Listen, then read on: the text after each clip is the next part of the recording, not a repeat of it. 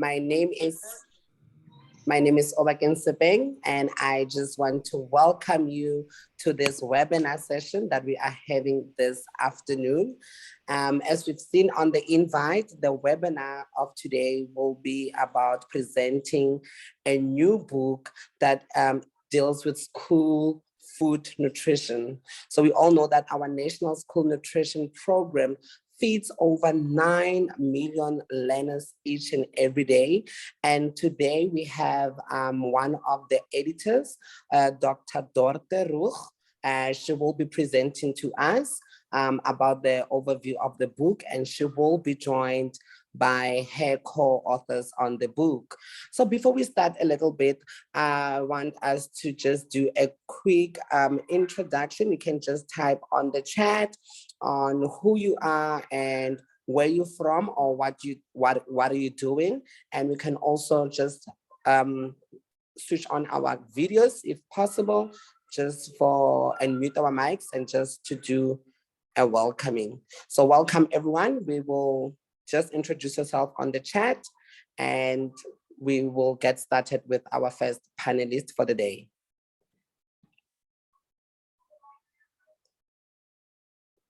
Guests, please do not put on your videos, as this will have an impact on our connectivity. But what I would like for us is just to type on our chat and just to introduce yourself, and we are familiar on who is who on today's session. Part of our panelists, like I've mentioned, is Dr. Dorte. Dr. Dorte is a senior lecturer at the Department of School and Social Sciences at Denmark. She is currently the manager of the project of Land Food that is supported by the North Plus Horizontal. We also have Nokuthula on our panelist. Nokuthula is a University of Pretoria researcher. She holds a PhD and a master's degree in nutrition from the University of Pretoria. Another panelist is Thabang. Thabang is a PhD candidate, and she recently completed her MSc in biotechnology at the University of Pretoria. Another member of our panelists is Dr. Marc. Dr. Marc has over 30 years of development sector work experience, from project levels to national and international policies and advocacy. He obtained his doctoral degree with Rural and Sociology group at the Wegerif University. And I am Obakeng Sepeng, and I will be your moderator for today. I am currently a teacher at a school in Pretoria North, and I'm also doing my master's degree that is focused on food insecurity. With that being said, ladies and gentlemen, welcome to our webinar for today. And I'm seeing on the chat, welcome everyone. Dr. Dorte, if you're ready, we can start with you. Thank you.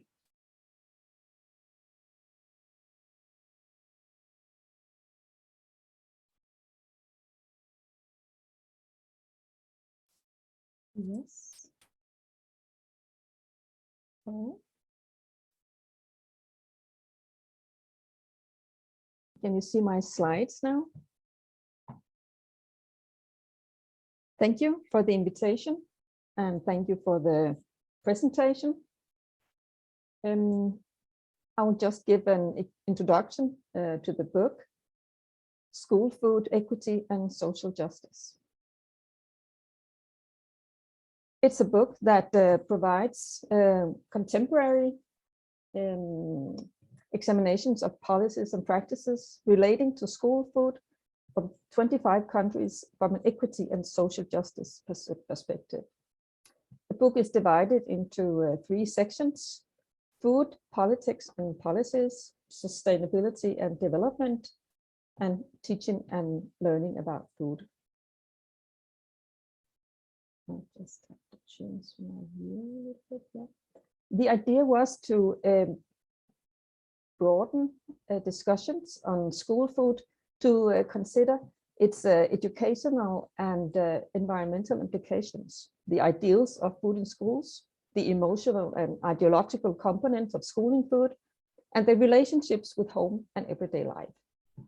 The authors are an interdisciplinary group of 26 academics with practitioner backgrounds, of whom some are here today. So shortly, we're standing on the shoulders of other researchers and practitioners, and especially I would like to mention Marcus Weber-Hightower and the book, Why Education Researchers Should Take School Food Seriously. And also Kevin Morgan and Roberto Sonino, the book, School Food Revolution, Public Food and the Challenge of Sustainable Development. Well, the aim was to provide an enhanced insight into matters of social justice in diverse contexts, and also to share visions of how greater equality and equity may be achieved through school food policy and in school food programs. So we expect the book to become essential reading for students, researchers, and policymakers in health education, health promotion, educational practice and policy, public health, nutrition, and social justice education. The starting point is that providing nutritious food for children in school is a way to address social inequities and inequalities. Food in schools is a matter of social justice and involves a complex network of political actors and economic demands. In neoliberal times and context, and we believe it's still here, school food provision has led to erring on the side of efficient school meal programs that are not necessarily socially agreeable, nutritious, sustainable, or educational. The food practices in schools may act as a means for social reproduction and normalization, inclusion and exclusion, alienation and discrimination, empowerment, and even oppression. But school meals may also be a space for creating equities and justice. Absence of an in-depth discussion of the subject of food in schools made a demand for this unique transnational view, which we think the book represents, into social, geographically, and historical diverse educational systems, and the consideration for the needs of children and youth. In section 1, there's an introduction chapter that Darren Paul, Irene Torres, and I wrote together, trying to open up the topic about the matter of equity and social justice in the international perspectives of this. Then follows section 1, where Irene Torres and Daniel Ceballos, they wrote a chapter about school food approaches in Peru, Colombia, and Ecuador, the intentions, illusions, and uncertainties. In chapter 3, I had the opportunity to write a chapter together with a research colleague from Greenland, and we made a comparison about school food in Greenland. There is 3 school meals in Greenland, and in Denmark, there's no school food programs in Denmark. So we tried to understand these differences and had some critical perspectives on this. Darren Paul, who is in New Zealand at the University of Auckland, he wrote this book, this chapter, There's No Such Thing as a Free Lunch, Food Schools and Philanthropy. Sophia Boni wrote the chapter, The Sweet Bun Law in Poland. And from Ireland, Iluska Fernandez, Karkitchen, and Horgan, they wrote a chapter about school food policy and practice. From Brazil, Rosana Maria Nogueira and Bruno Barona, they wrote a chapter about the amazing Brazilian school food program. The next section, Ferdis Norgård wrote a chapter about school food in Norway. Similar to Denmark, there's no school meal programs in Norway.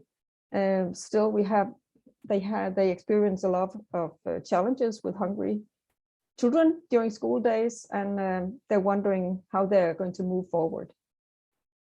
From Latin America and the Caribbean countries, Naila Veloso and Flavia Schwartzman wrote a chapter on sustainable school feeding programs.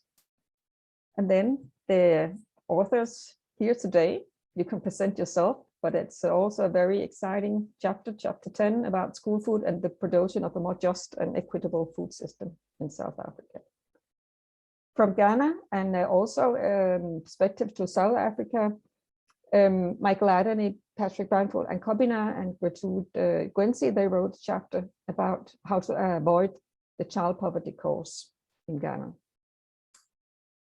The final section, teaching and learning about food, is opened up by two Japanese researchers, Vaida and Miho Kawamura, who wrote about the Japanese school lunch and food education. And very strong and robust system, but still they're experiencing some challenges. Meharati and Anthony Worsley, wrote a chapter about the Indian school food environment, asking whether this is actually a healthy school meal.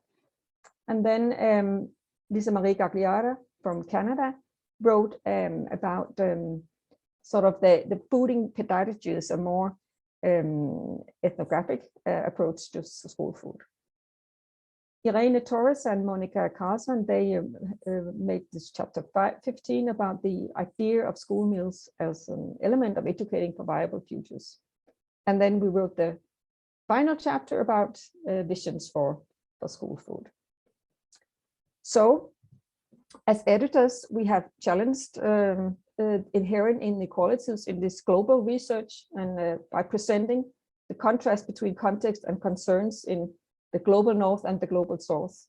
And we really so proud to see the early career and more experienced researchers to sit at the same table and working on this book. So we want to thank all authors, and your hard work is reflected not only in the production of each individual chapter, but also in the background efforts of designing a study, balancing the act of collaboration across different spheres of interest, and deeply caring for your topic of curiosity, scrutiny, and engrossment. So what we hope that this book provides an inspiration to establish and maintain and develop public school food systems that are adjusted to the local community in countries all over the world. In particular, we expect to broaden the debate on school food across disciplines and through the participation of less powerful, more vulnerable stakeholders, including marginalized children and youth.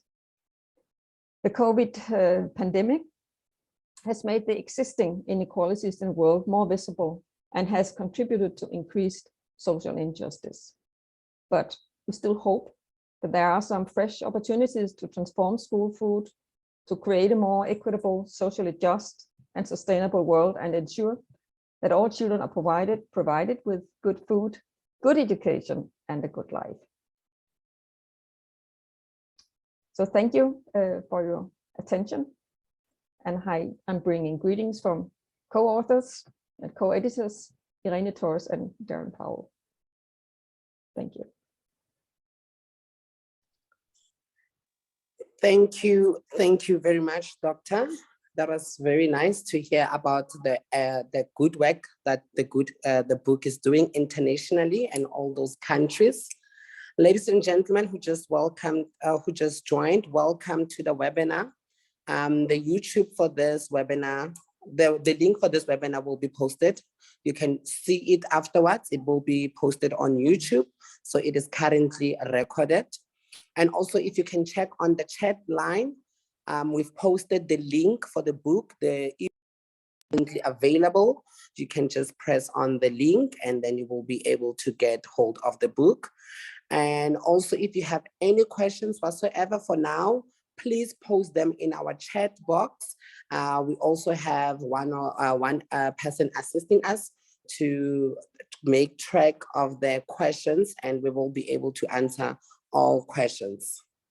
Without wasting any more time, we would like to call the next speaker. That will be one of the co-authors. So let's just give one of the co-authors a chance to present. I'm not sure if it's going to be Nokuthula or Thabang. If it's Nokuthula or Thabang, they can just take to the podium. Thank you.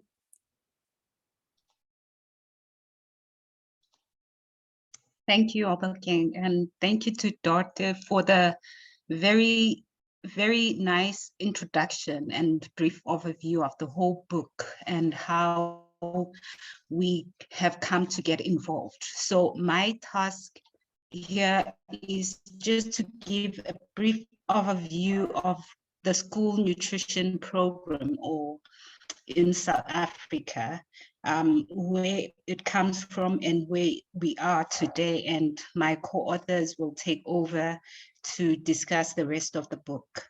So briefly, the school feeding program has been in practice since 1994. It was a student, Dr. Nelson Mandela, aimed at eradicating the effects of apartheid. Initially, it was known as the Primary School Nutrition Program, abbreviated PSNP, and it was rolled out to selected schools based on their socio-economic standing, that is their geographic areas where poverty levels were high, and the severity based on their geographic areas, focusing mostly on the needy in rural areas and in informal settlements. When it was first introduced, it was coordinated by the Department of Health, and it was regarded as a health promotion initiative under the Integrated Nutrition Program by the Department of Health. In 2004, after a review, it was moved over to the Department of Education, and it was changed to what is now known as the National School Nutrition Program, abbreviated the NSNP. It is an integral part of the overall strategy by the government to address the imbalances and inequalities of apartheid related to poverty and malnutrition, especially among children. So the program aims to provide a well-balanced meal to learners every day, with the hopes that they will improve their concentration levels and their performance, and ultimately influence their learning process. So it provides an early morning snack in most schools, and in some schools it's served as a lunch program. The overall the capacity of students that are served by the NSNP to date is an estimated 9 million learners in more than 20,000 schools across the country. And the annual budget is over 7.5 billion, which is about 500 million US dollars. So in terms of procurement, there are two methods. So there's a centralized methods where National Treasury provides provincial departments of education with the money to procure food for the schools, and transfers food to the schools. The second the second way is by giving schools directly to take care of their own procurement. And this has also helped in terms of promoting local farmers, or in terms of procuring from local producers to serve as providers of the school nutrition program. So in terms of supplying for the children, it focuses on the protein, which is providing soy, providing fish, providing milk, some milk, beans, and lentils. It also, in some aspects or to some extent, provides some fresh fruits and vegetables, as well as carbohydrates. The fresh vegetables is supposedly provided by some school garden programs that some schools are involved in. So in terms of quantiles, so it's majorly focused on the lower quantiles, which are the poor socioeconomically. And it also, while it started off serving primary schools, it has progressed to serve all schools from grade 0 to grade 12. I think with that brief introduction, I'll hand over to my co-author, Thabang. Thank you, Nokuthula, for that. Okay, so food safety in schools has, I think, always been a challenge, and I think that was the motivation for the research, because I think in 2001 they discovered that the peanut butter. So when the school feeding program was still serving peanut butter sandwiches, they discovered that the aflatoxin levels in the peanut butter were too high. And over the time, we've seen on the news, in newspapers, and on reports from the NICD that there has been foodborne disease outbreak at schools. And one recently happened last month at a school in Eastern Cape, where the children were fed pap and sour milk, and then they got sick again. So that was the motivation for the research, taking into account the amount of children it feeds per day. And I would also like to mention that my research project was part of a bigger project in the Center of Excellence for Food Security that was titled Safe Food for the Food Insecure, because the school feeding scheme is, I think it feeds children that are food insecure. Okay, so what I did in my master's was I went to 12 schools in the Gauteng province and Mpumalanga province, collected fresh produce samples. So the fresh produce is used to make the meals. And I also collected water samples, soil samples, surface swabs in the kitchen, as well as hand swabs. And this was we were trying to determine where the contamination could be coming from. And we also did a few interviews with the food handlers at the schools.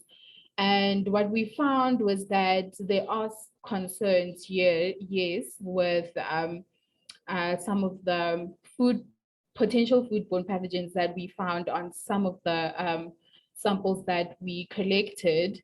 And I think even though we could not determine at that point whether those foodborne pathogens or the bacteria, to use a word that everyone would understand, even though we were not able to determine whether the bacteria did have the virulence genes that would allow them to cause disease, we saw that these bacteria were highly antibiotic resistant, and some of them were also multi-drug resistant. So with antibiotics, you have classes of antibiotics.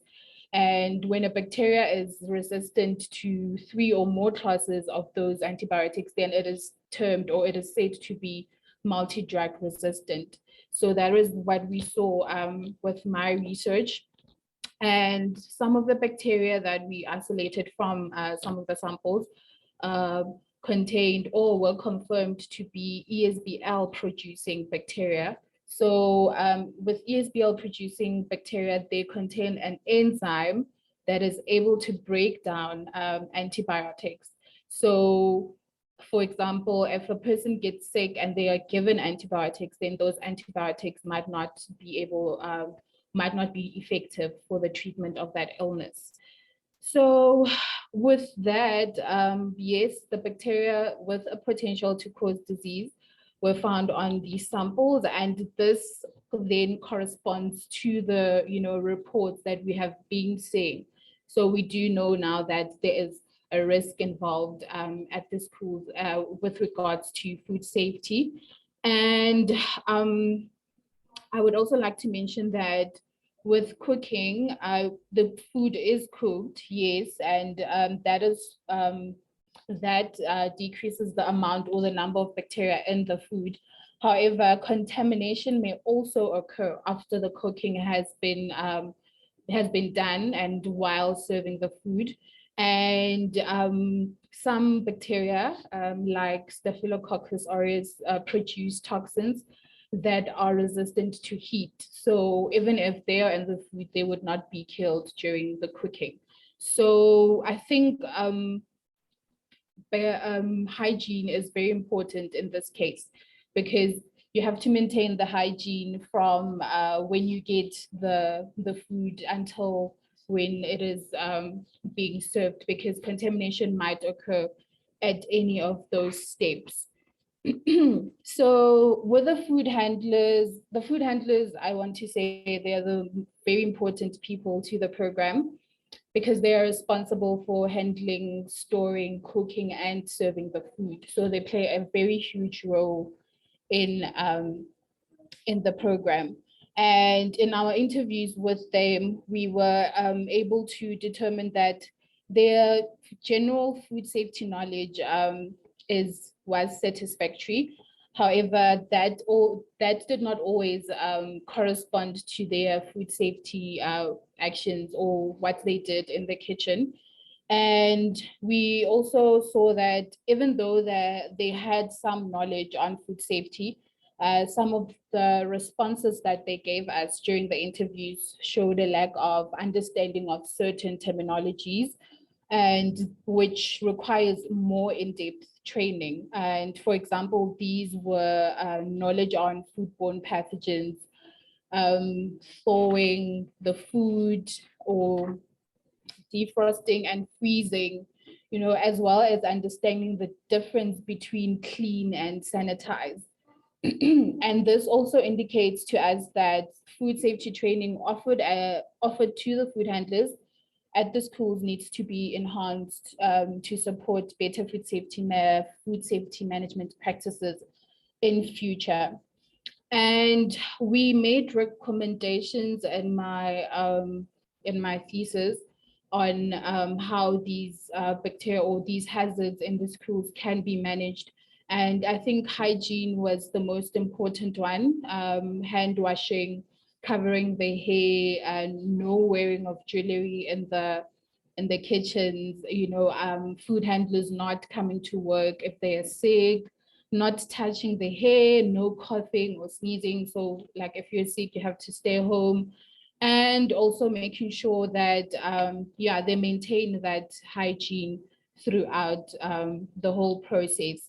And with regards to the storage, cooking and preparation, we said that the expiry dates need to be checked quite regularly, or when the delivery is being made to the schools. And then the food must be stored appropriately. And now the problem is that not all of the schools have the proper infrastructure to do all of these. Yeah, so those were our recommendations. And I would like to highlight that the food safety in schools is very important, because if you are giving food insecure people food that is not safe to eat, then they may get sick, and that defeats the whole purpose of giving them food for their nutrition. Thank you. Thank you very much, Thabang, for the overview and presentation. So ladies and gentlemen, as we all know that I'm a teacher at a school where they roll out this nutritional program, I can say that there has been a very good development in this program. From the days I was in primary school in 2003, I was eating this kind of food. I went to high school, I was eating this kind of food. Now I teach in a school where this nutrition is going and it's been rolled out. There's a lot of development and progress. When I was in school, they did not offer breakfast. Nowadays, we see that the nutrition program offers breakfast to learners, and this has really helped for learners to come to school on time, for them to be able to have that breakfast. And it has also reduced the number of absentees for learners, because they receive 2 meals per day. So the National School Nutrition Program, it is a developing program, but it's on a right track based from my experience. So we'll hear a lot more about the research field that Marc has done. Marc, over to you. Thanks, Obakeng, and thanks everyone who's here. So we can see the value of a school food program, and this one, quite impressive one, feeding more than 9 million children every school day. And of course, as Thabang has emphasized, the food needs to be safe, needs to be nutritious, and it needs to be safe. But also we know that large state procurement like this has the potential to help transform the food and agricultural sector in the country. So beyond performing an important role in feeding children, it can play an important role in transforming the agriculture and food system. And I think we're all well aware that the South African agriculture and food system is in dire need of transformation. It's highly concentrated in terms of its ownership, from the ownership of land, where the vast majority, more than 90% of commercial farmland still remains in the hands of quite a small number of still mostly white farmers, around 35,000, it's estimated. But the concentration of production is even more, with just 0.28% of farms estimated to produce around 80% of all value. And we see this concentration of ownership and control in the food system going all the way through from the food processes, also to the food retailing. This in a country which is the most unequal in the world, confirmed again and again as the most unequal recently by the World Bank in another report. And that inequality is also within that food system. And we have this great, extremely high levels of unemployment, poverty, and so on, alongside the wealth that we also have in the country. So we need that kind of change. Now, there's a well-developed approach, which is called the homegrown school feeding, which is about targeting, stimulating and enabling local production and national production in countries. And in South Africa, that would, we would argue, mean stimulating the development of smaller scale and black farmers. So it's not just about buying from the country, it's also about buying from smaller scale black farmers to help stimulate their development. But there is no, in the National School Nutrition Program at the moment, has no explicit targets. It doesn't explicitly link itself to this concept of homegrown school feeding, and it doesn't have any specific targets for change in the school, in the agriculture and food system. It kind of mentions them, but there's no real target set. Now, the logic of homegrown school feeding is that you create this stable demand for food, and that would stimulate production and more investment in production and coordination of production. And when that gets combined with supply side support, that is support that helps improve production, in the South African case, that would be helping improve production, especially among your black and smaller scale farmers, then it can really bring positive results. Because you have that secure demand, the farmer has a market, they know it's there. If they can improve their capacity to produce and expand that and so on. But at the moment, as I said, there's no clear strategy for that. There is no coordination with supply side support that is there. There's no coordination, for example, with land reform. So that's a sort of missing opportunity, we would argue, from this National School Nutrition Program. So we primarily looked in provinces that were following the centralized buying model that, as Nokuthula mentioned, rather than the decentralized ones. But we believe that the centralized model actually has more potential to bring change, because what has been seen in the decentralized model is that schools who are buying for themselves tend to just go to local supermarkets and buy from them. So as an individual school or even as a district, it's hard to, you don't have much leverage to bring wider change. Whereas a centralized model, if it was coordinated, has that potential to drive larger systemic change within the agriculture and the food system. Now, we interviewed farmers, we also interviewed suppliers to the school nutrition program. We talked to the schools, of course, as well, and officials. What we do see being applied is broad-based Black economic empowerment.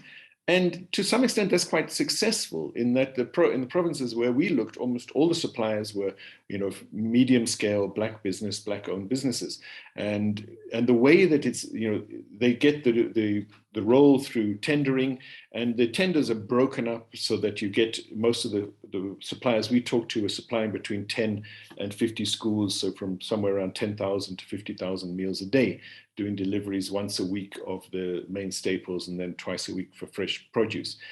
And it seemed to be working. I mean, the schools were not complaining on the whole. There were few, of course, weaknesses here and there, but it seemed to generally be working. And here we had Black businesses that were performing this role. And we have to say, quite efficiently.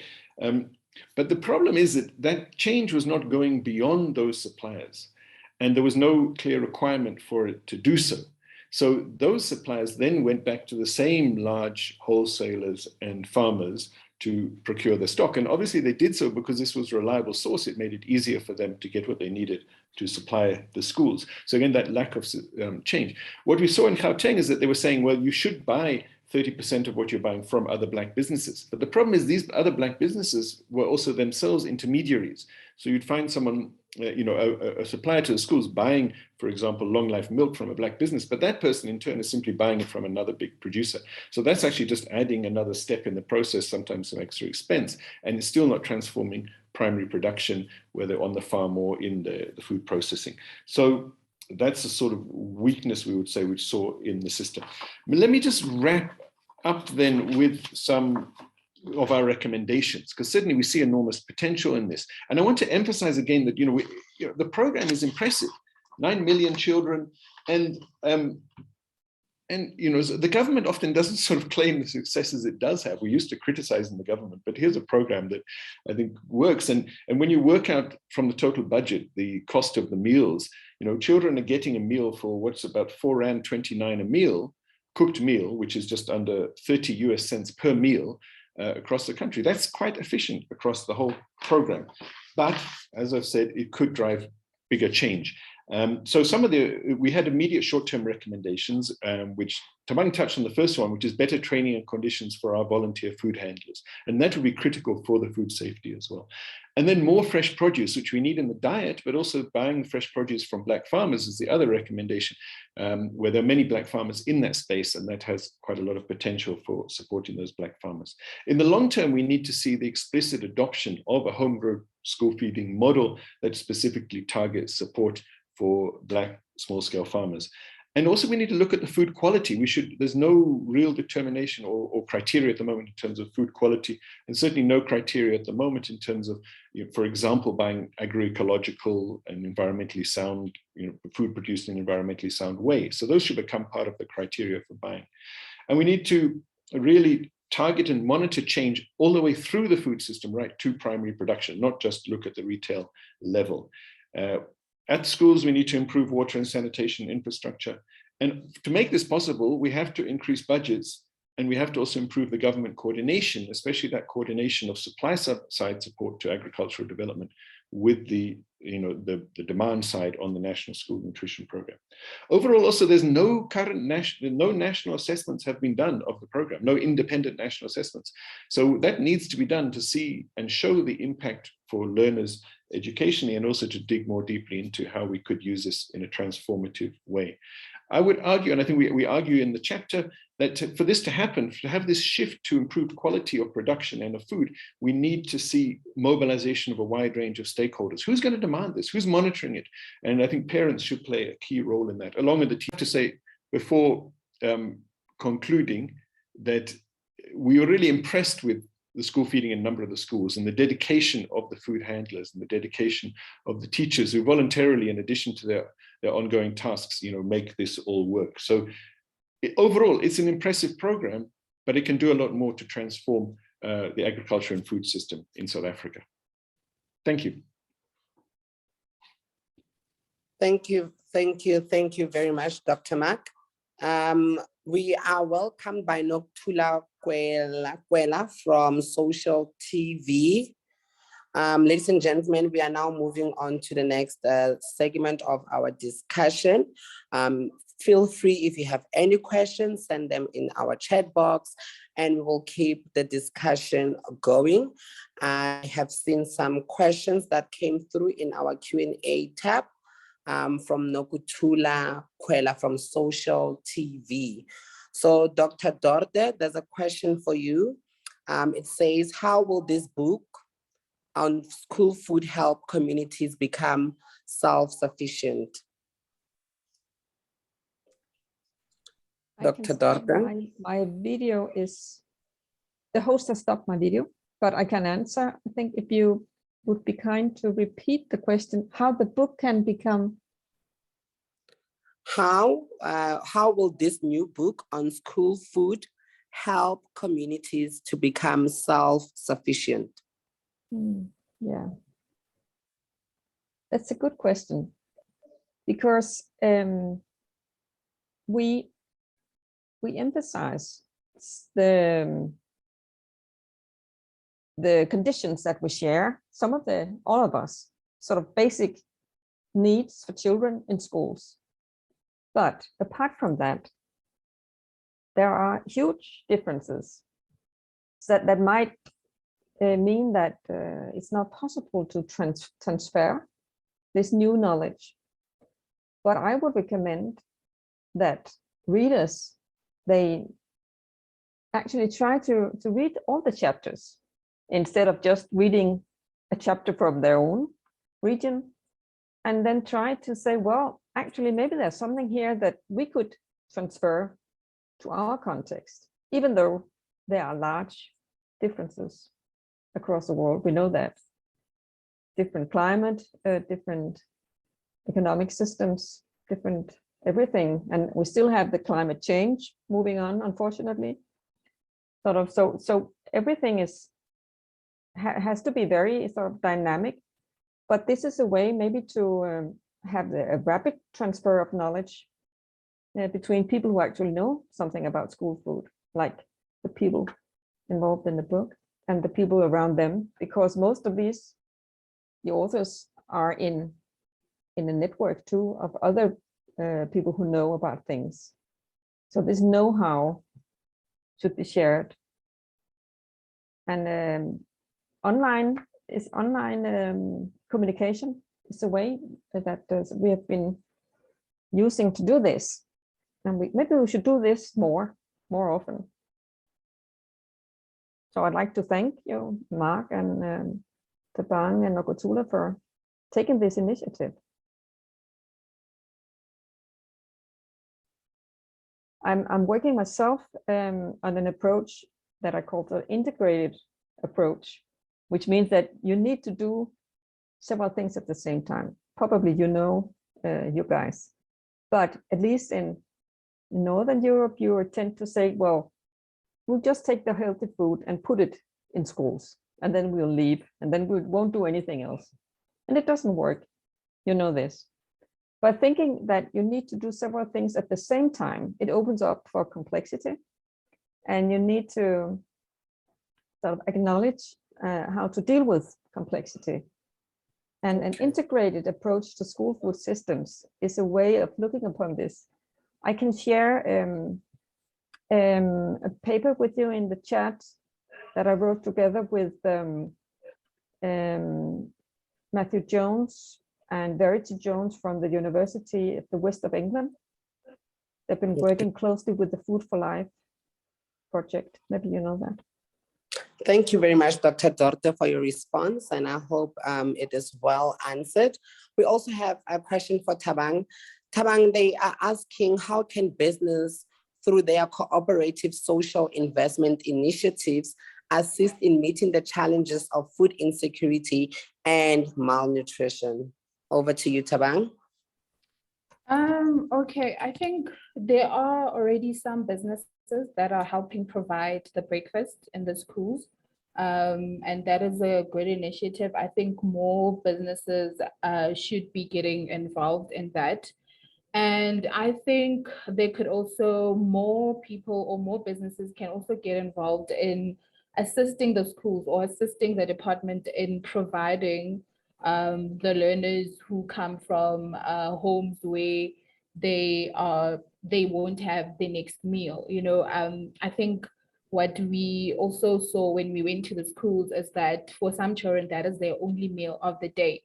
So what the schools do is they give them some food to take home. So these businesses could also then get involved there so that the learners have more to take home and to share with their families. And I think also help upsetting the school gardens, because the Department of Education cut off the budget for the school gardens. And I think the school gardens also play a very critical role because the food that is grown in the garden can be used to feed the learners, and I mean, they can also feed the learners over the weekend, for example. And there are some businesses who help with providing or building school kitchens. Because when the program started serving cooked meals, schools did not have kitchens, and schools now had to build their own kitchens or source funding to build their own kitchens. And some schools still don't have, good kitchens where they can cook and serve the schools. So I think they could also assist with building the kitchens and making sure that they have the proper infrastructure. For example, provide them with fridges, because when the fresh produce arrives, it is delivered once a week. And when it arrives, it is stored in the storeroom, whereas it should be stored at 4 degrees or under, so in a fridge. So that is how they could get involved.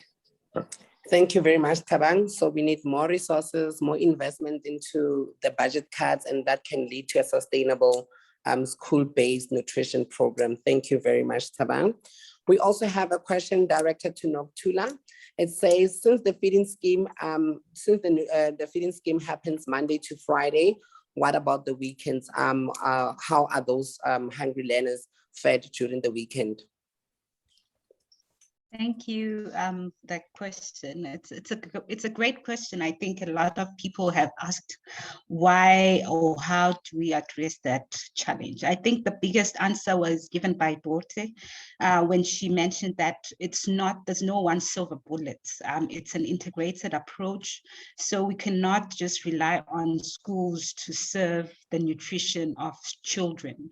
So it has to be an integrated approach, a multidisciplinary approach, where we have communities involved as well, because we know I think we observed this during the pandemic when schools were closed, that children had nothing to eat. So if we have integrated approaches in terms of having a widespread or a diversified approach in terms of addressing nutrition, we know that when schools are closed, at least we have communities that children can go to. Thabang has mentioned the issues of school gardens, where they are also able to serve the communities. We can have community gardens as well, where children can go and have meals from the community gardens. I think we've also seen in some communities where they have community centers that continue to serve not only just children, families as well that need to be supported nutritionally. So it is a multidisciplinary approach. It's not just about the schools, so everyone has to get their hands on board. We need everyone on board to address the nutrition challenge. Thank you very much, Nokuthula. You've said a mouthful. Dr. Marc, one of the attendees has asked the question on how can the National School Nutrition Program be integrated into national and regional food systems? Thank you. Okay, yeah, thanks for the question. I think first of all, we have to analyze those food systems. So we have to understand how they're working. And I'll link this to a question I saw also from Morgan Morris related to, why we're not getting more fresh produce, for example, from street vendors who are often found in low-income neighborhoods selling fresh produce and so on. So often we don't understand enough about the food system that's operating, especially those so-called informal parts of the food system. We tend to only look at the supermarkets and so on. And we don't in South Africa have very well-developed sort of local and farmers markets. So that means it's difficult if a school even has the budget, as I was saying, like in the decentralized model, to go and buy food.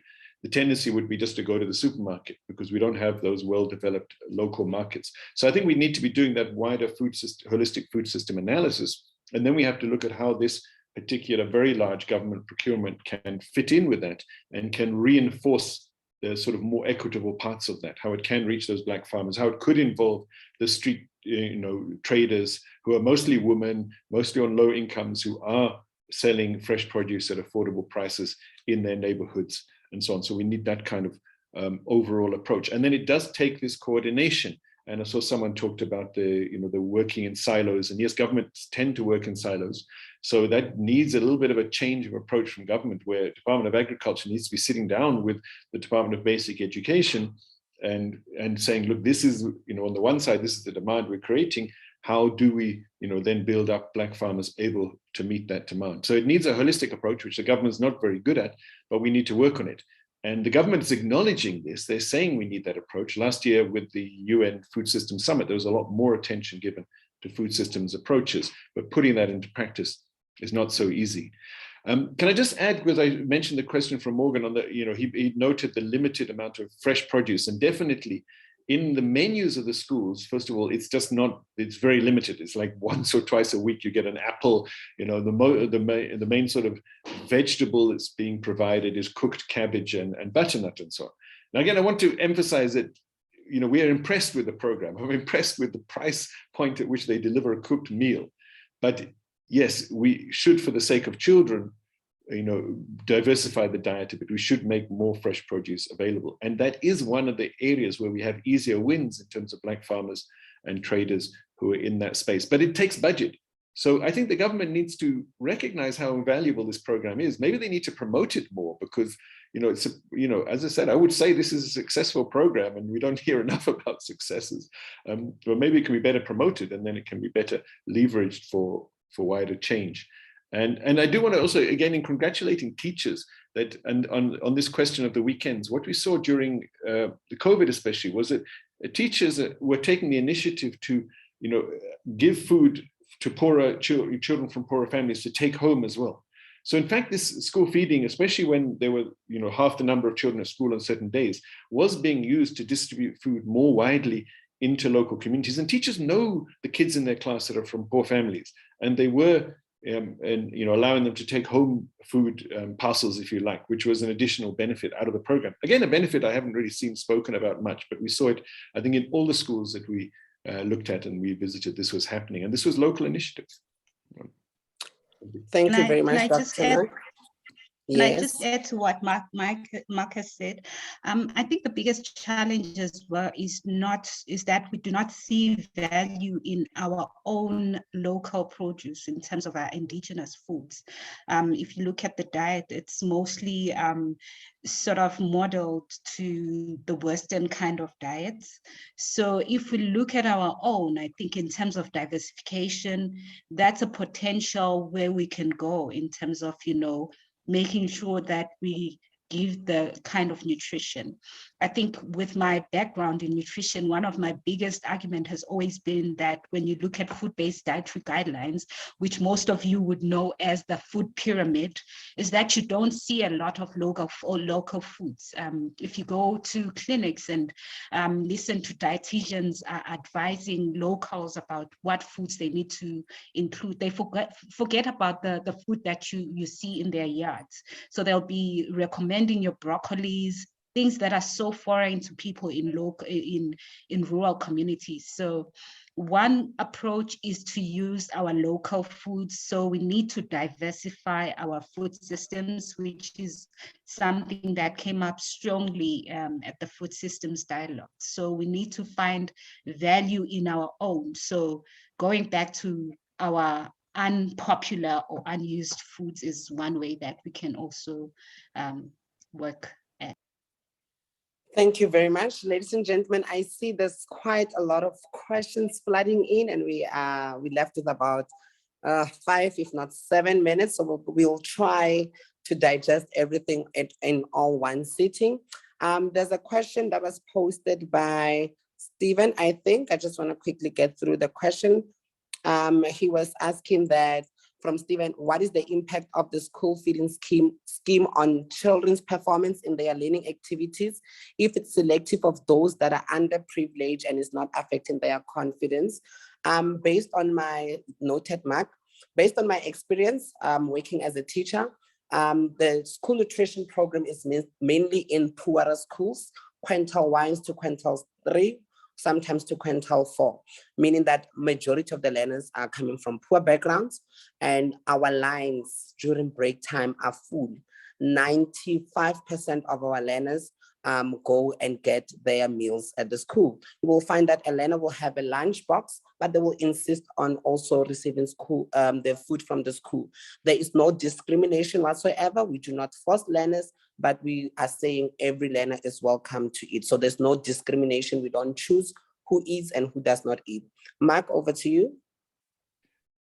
Yeah, I was going to respond, and that you've covered some of it there. There is not selection within the school. Everyone in the particular school, which is in a low economic sort of income area, gets access to the food. Of course, children and especially like teenagers and so on might, have their issues. Someone comes with their Kentucky or something and might be seen as something fancier. And certainly one of the things we did pick up is that there's certain foods that are unpopular, especially the soy mince in many cases was noted. So you get a lower proportion of children eating on the days when the food is less popular. So we do have to continue to take into account those things of sort of peer pressure and quality of the food. But as Obakeng was saying from his experience and what we saw in other schools, the vast majority of children are going and eating this with some few less, slightly lower numbers when there's less nice food, if you like.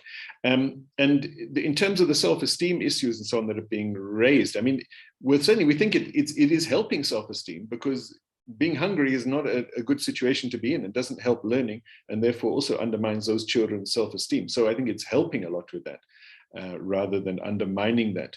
But I wanted to link it to Morgan's question of saying, has there been no national evaluation of the program? And there was a national sort of assessment done in-house by consultants contracted by the department in 2016. And they identified some of these issues, like improving the balance of the diet, improving the quality of the food. The problem is that the budget hasn't been put behind those recommendations. So there were good recommendations from 2016, but they haven't been implemented. And the reason always is budget constraints. So again, that, I think emphasizes this need that we should actually mobilize demand for an improved program. If no one shows interest in it, with all the other demands the government has, is it going to get the sort of attention? But what that national evaluation didn't do is that it did not do any assessment of outcomes. For example, improved results from students. So there's a lot of assumption that improved nutrition improves academic results, but there's no national study of that. There have been a few local studies that have shown a benefit, and that have also shown a benefit of things like adding the breakfast. There's only 2 provinces which do breakfast as well as lunch. The rest do lunch. And where we've also had some private sector programs or non-government programs that also provide breakfast and improved quality, they've also seen a difference in, or an improvement in results when there's that improved nutrition over the standard scheme as well. So there is some evidence, but more anecdotal, about improved results for children, but no national study of outcomes and impact at that level. Thanks. Thank you. Just the final question that was posted by Bess.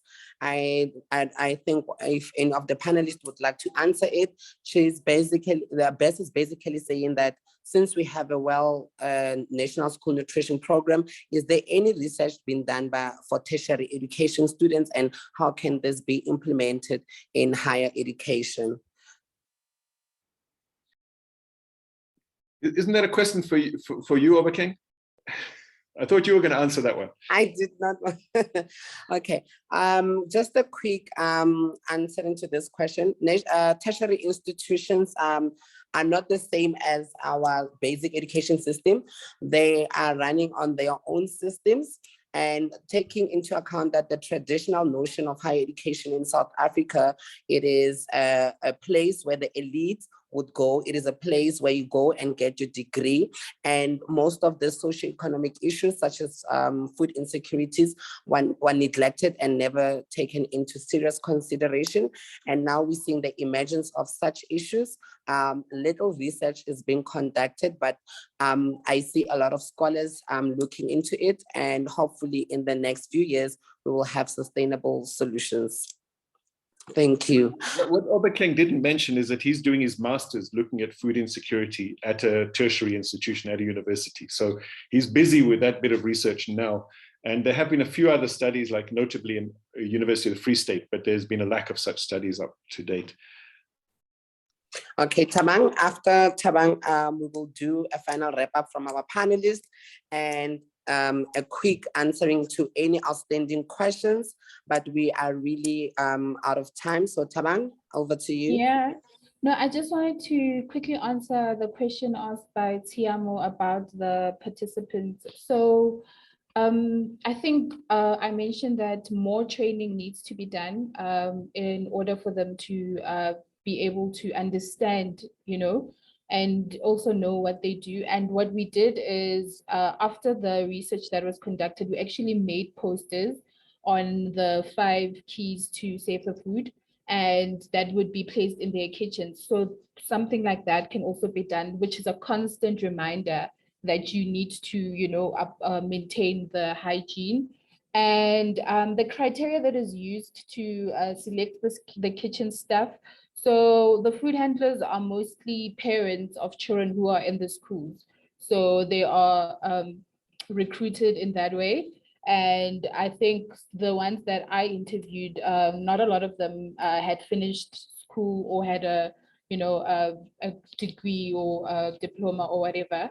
So they are only recruited to be food handlers based on that they are parents of children who are in the school. And after the recruiting, then they do undergo training. But we also recommend that they do a more enhanced training and by a trained professional. And yeah, in a language they can also understand, seeing that, you know, they are from disadvantaged backgrounds and never got the opportunity to further their studies. Thank you very much, Thabang. We are wrapping things up, ladies and gentlemen. If any of our panelists would like to share final remarks, you're more than welcome, and we will officially close the session.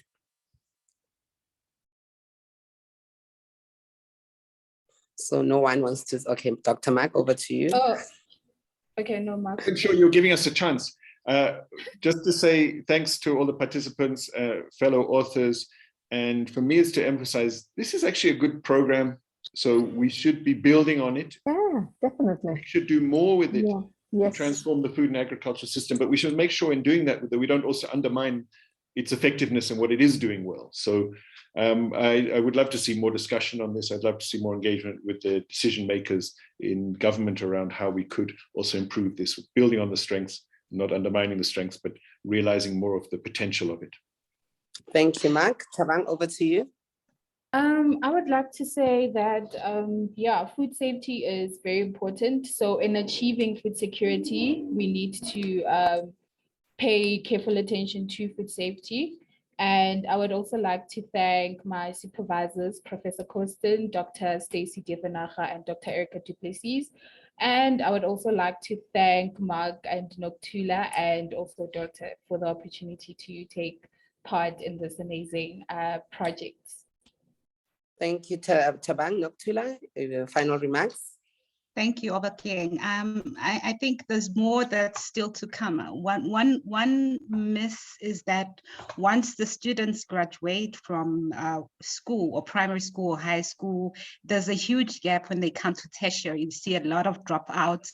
So we need a continuation so it doesn't end here. There is value in the school nutrition programs, but we need more hands on deck. We need to improve on it because we've seen that it works, but we can still do better. There's a lot to learn. I think with the book, we can engage with other countries to see where or how we can improve and make things better. I mean, we've got a lot to do in terms of advancing this field. Thank you, Nokuthula. Dr. Dorte, final remarks, please. Thank you very much. And it's been such a pleasure to attend this webinar. And I'm very impressed with your program and the things that you actually accomplish. And I wish you best luck in the future work. And I would like to add that the homegrown school feeding program has also been a huge inspiration for my research for several years and the work of Marc and colleagues. And I think homegrown school food is actually something that could be like a universal trend. Thank you very much, Dr. We must be aware of the post-commercial interests. So it's not an easy walk, you know. Thank you very much for the final remarks. Ladies and gentlemen, thanks to everyone who managed to join this webinar today. And I hope we've learned a lot today. Remember, the book is available. There's a link on our chat box, and the link for the webinar will also be posted on YouTube. So anytime you want to go back to the discussions, you're more than welcome to do so. Thank you. And it was nice to being a moderator for the day. Thank you. Bye. Thanks, King. Thanks, everyone. Thanks. Bye. Bye. Bye. Bye.